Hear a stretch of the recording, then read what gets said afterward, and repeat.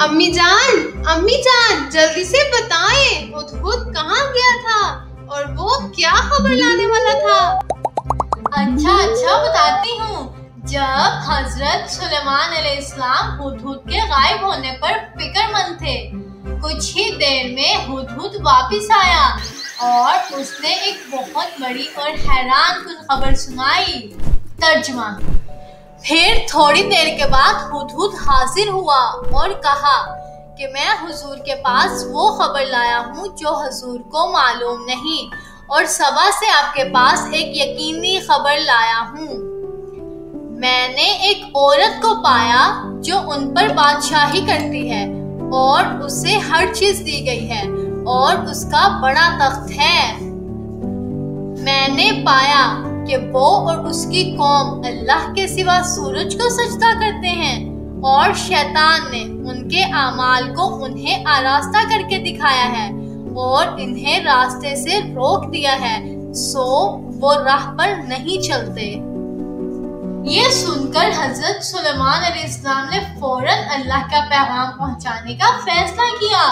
انہوں نے ہدہد کے ہاتھ ملکہ سبا کو ایک خط بھیجا۔ ترجمہ: یہ سلیمان کی طرف سے ہے اور یہ اللہ کے نام سے ہے جو بڑا مہربان نہایت رحم والا ہے۔ مجھ پر سرکشی نہ کرو اور میرے پاس مسلمان ہو کر آ جاؤ۔ تو کیا ملکہ نے ان کی بات مان لی؟ نہیں، اس نے حضرت سلیمان علیہ السلام کو آزمانے کا فیصلہ کیا۔ اس نے سوچا کہ اگر یہ کوئی عام بادشاہ ہوئے تو مال و دولت سے خوش ہو جائیں گے۔ اس نے اپنے قاصدوں کے ہاتھ بہت قیمتی تحفے بھیجے، لیکن جب وہ قاصد تحفے لے کر پہنچے تو حضرت سلیمان علیہ السلام نے ان تحفوں کو دیکھا اور فرمایا۔ ترجمہ: کیا تم مال سے میری مدد کرنا چاہتے ہو؟ جو کچھ اللہ نے مجھے عطا کیا ہے وہ اس سے بہتر ہے جو تمہیں عطا کیا گیا ہے، بلکہ تم ہی ہو جو اپنے تحفے پر خوش ہوتے ہو۔ انہوں نے تحفے واپس کر دیے اور ملکہ کو پیغام بھیجا کہ اگر وہ اللہ کا حکم نہیں مانیں گی تو وہ ایسا لشکر لے کر آئیں گے جس کا وہ مقابلہ نہیں کر سکیں گے۔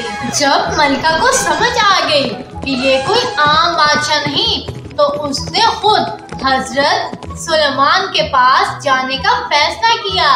جب حضرت سلیمان کو پتہ چلا کہ وہ آ رہی ہیں تو انہوں نے دربار والوں سے کہا۔ ترجمہ: اے دربار والوں، تم میں سے کون ہے جو اس کا تخت میرے پاس لے آئے اس سے پہلے کہ وہ لوگ فرما بردار ہو کر میرے پاس پہنچے؟ ایک بہت طاقتور اور بڑے جن نے کہا کہ میں آپ کے دربار ختم ہونے سے پہلے لے آؤں گا، لیکن ایک نیک عالم اور جس کے پاس اللہ کی کتاب کا علم تھا اس نے کہا۔ ترجمہ: میں آپ کی پلک چپکنے سے پہلے اسے لا سکتا ہوں، اور ایسا ہی ہوا۔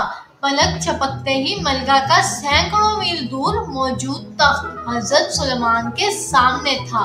کیا مطلب؟ سچ میں پلک چپکتے ہی؟ جی بیٹا، اب ملکہ کا تخت حضرت سلیمان کے دربار میں موجود تھا اور ملکہ خود سفر کر کے آ رہی تھی۔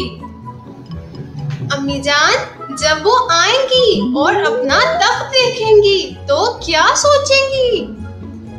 یہی تو اصل سوال ہے۔ کیا ملکہ یہ دیکھ کر ایمان لائیں گی یا اسے جادو سمجھیں گی؟ اور اس کے بعد کیا ہوگا یہ ہم جانیں گے اپنی کہانی کے اگلے حصے میں۔